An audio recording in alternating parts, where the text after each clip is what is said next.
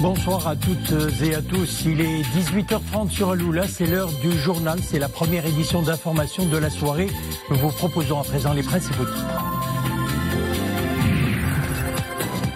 La DGSN décline son bilan pour l'année 2018 et son programme d'action pour 2019. Un bilan très parlant. 23 nouveaux services de sûreté créés l'année en cours pour ne citer que 7 indicateurs.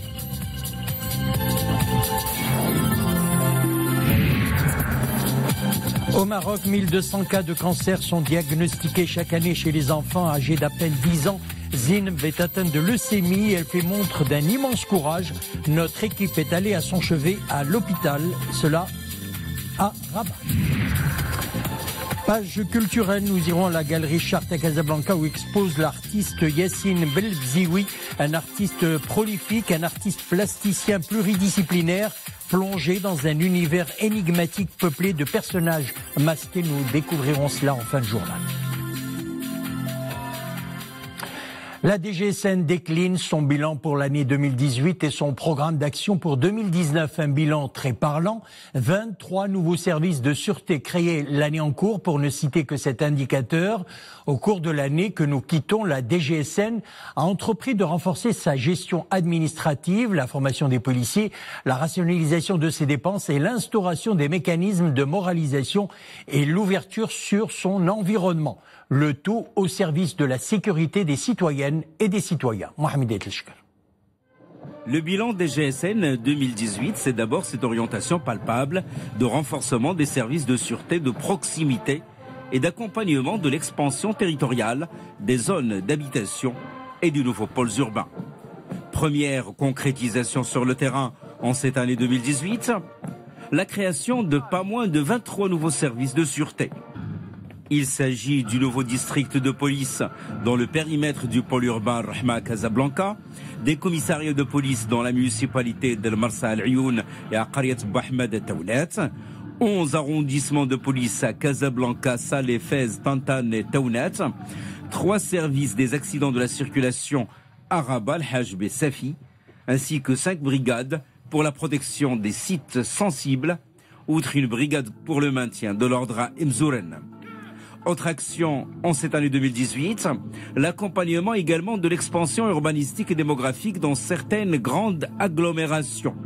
Comme cela a été le cas avec la promotion du district provincial de sûreté de Salé en une sûreté provinciale, dotée de 4 nouveaux districts, ou encore le cas du commissariat du port d'Agadir devenu commissariat spécial.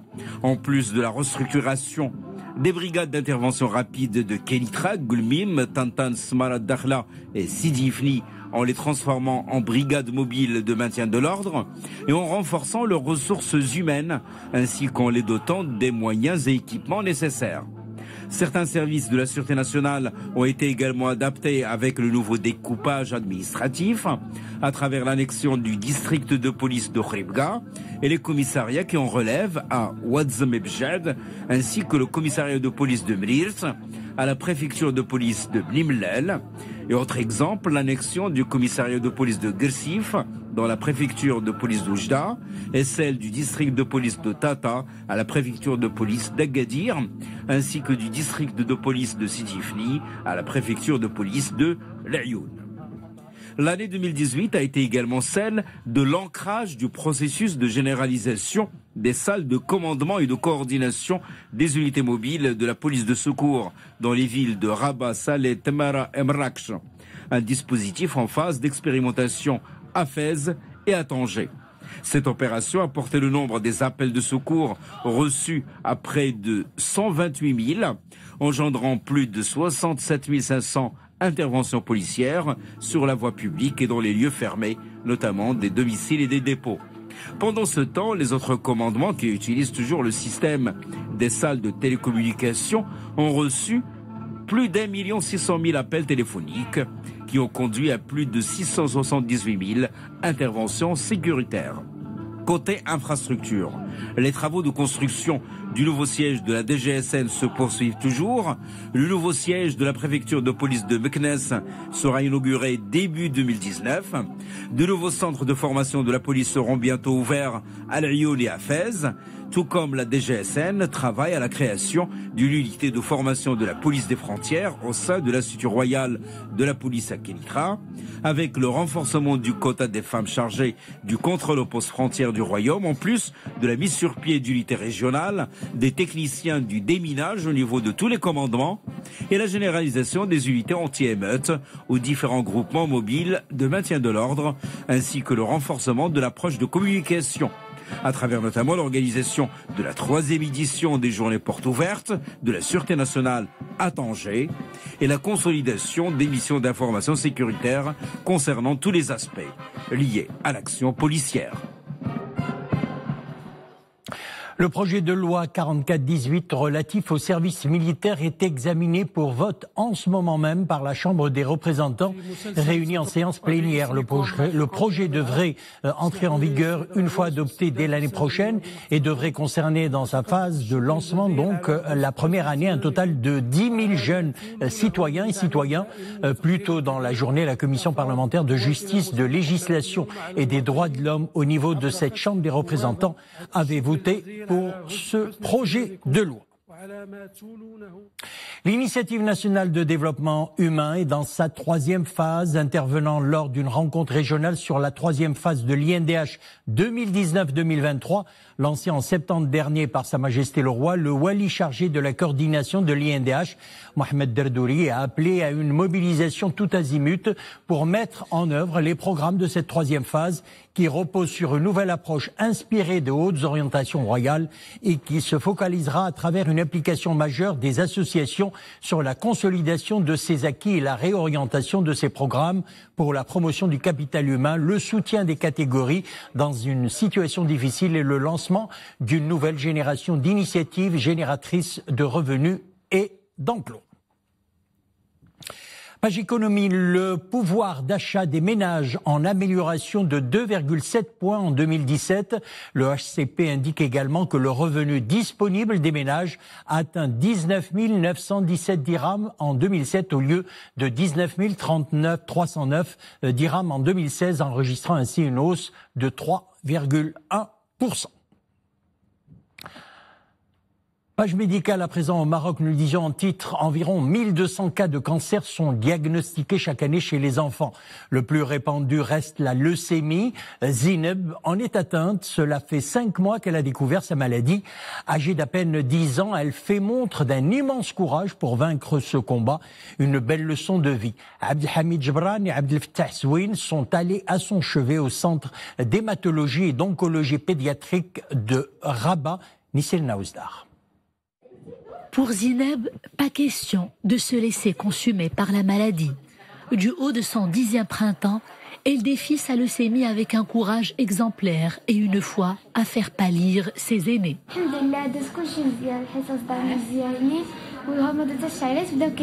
Le doute et la peur ne font pas partie de son vocabulaire. Garder un mental d'acier est une devise qu'elle fait sienne chaque jour. Cette force d'esprit, elle la nourrit grâce au fort soutien de son médecin traitant. Ce rendez-vous lui réserve une bonne nouvelle.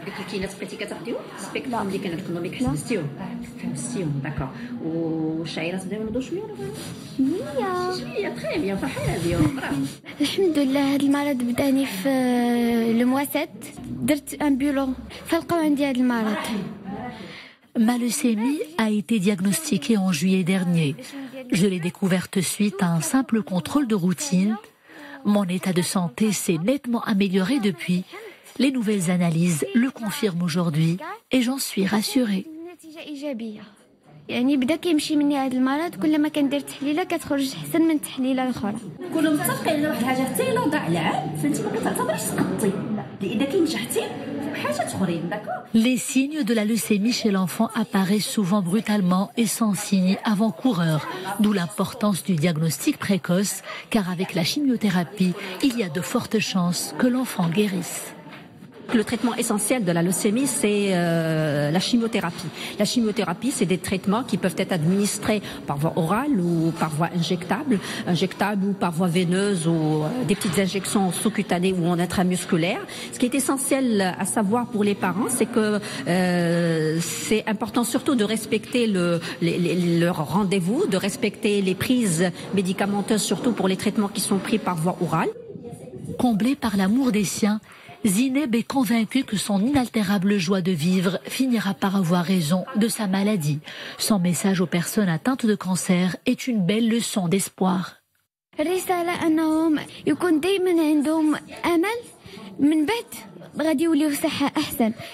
Il faut garder espoir malgré la douleur et la chute des cheveux, car tout se rétablit à force de foi et de combativité.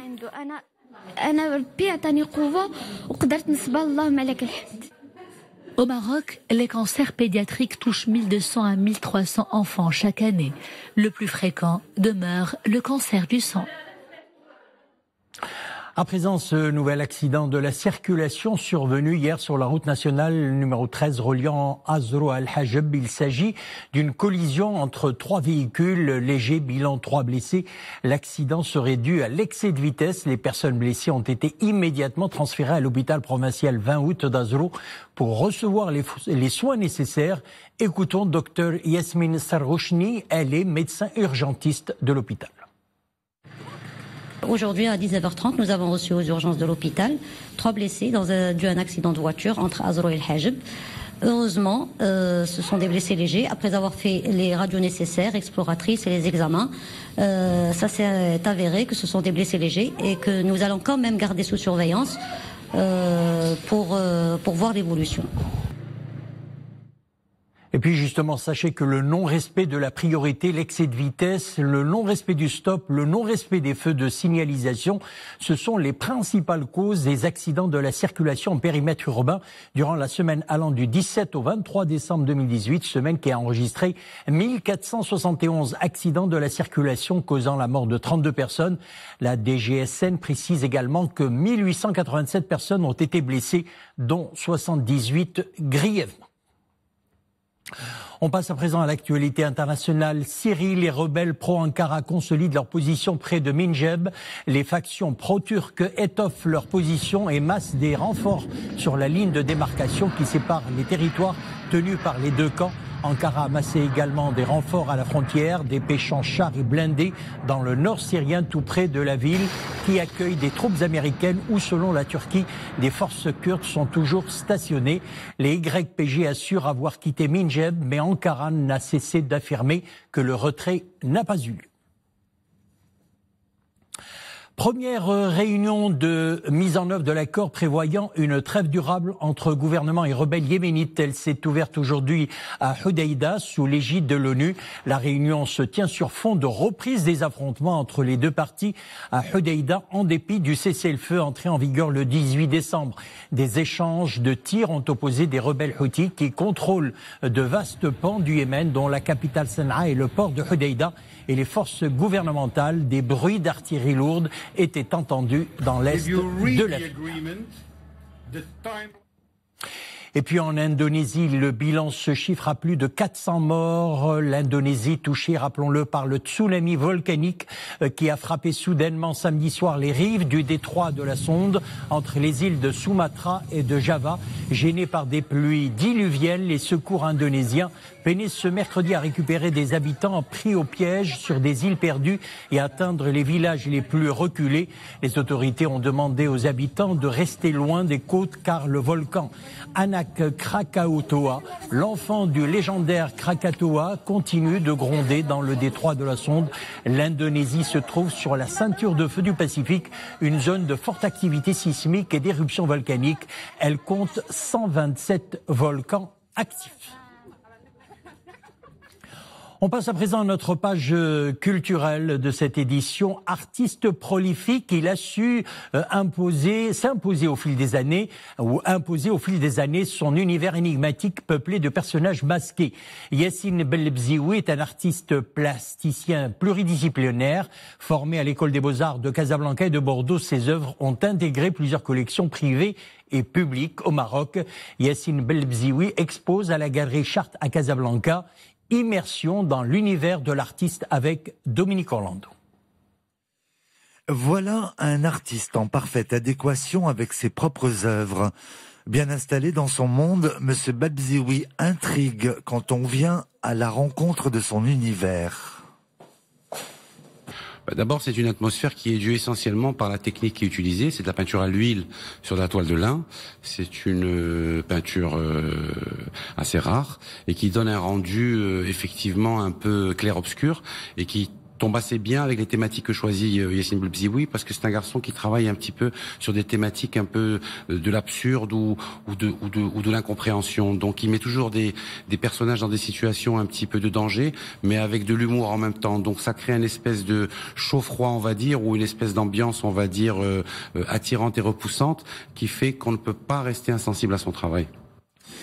Nourri par toute une succession d'expositions qui l'ont conduit à travers le monde, Yassine Bellebzioui nous restitue ici en quelque sorte la quintessence. En fait, disons, cette année, il était très farci pour moi. J'ai participé à la Biennale de Dakar. J'ai réalisé un mur de 30 mètres sur 3 mètres. Après, j'ai enchaîné avec une résidence à Bayreuth, dans une résidence qui s'appelle Ivaliva House. C'est un musée d'art contemporain africain. Et c'est une ville, c'est vrai, où il y a Wagner un peu partout. Donc, je me suis imprégné de cette expérience, plus celle qui est la dernière à Marseille, à la Friche. Donc, je suis venu un petit peu, chargé. Et cette exposition, si je peux me permettre, c'est une sorte de mi-check de toute cette année qui était très très très bien chargée, quoi. Disons que cette atmosphère que vous venez de décrire, c'est le résultat de cette cuisine complexe, quoi. Cette cuisine complexe s'apparente à un étonnant repas au menu de toutes les fins possibles. Parfois sont-elles gargantuesques. À l'inverse, elles peuvent aussi s'avérer d'une très grande délicatesse.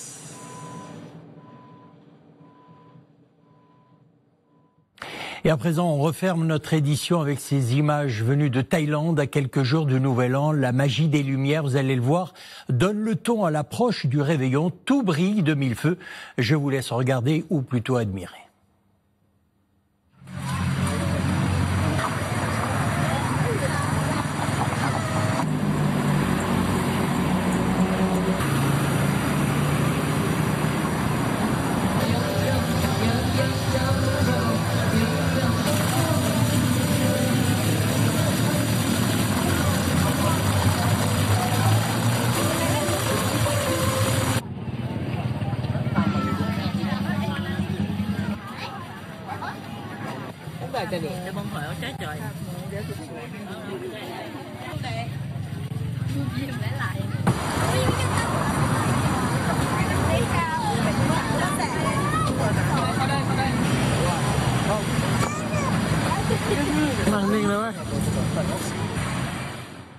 Voilà, c'est avec ces très belles images tout en lumière d'ailleurs que nous refermons l'édition. Merci de l'avoir suivi, on se retrouve demain jeudi. Excellente soirée.